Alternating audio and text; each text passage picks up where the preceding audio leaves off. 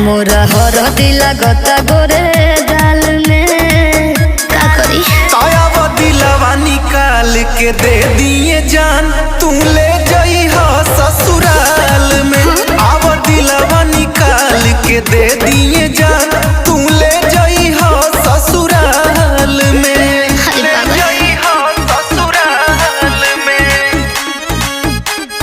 Music Zed Rakesh. ले जाई हो ससुराल में। मेहंदी के रंग तनिको फीका पड़ जाई खुनवे से जान तू लीहा सजाई। सुनो ऐसे बोलो न काटनियन बोली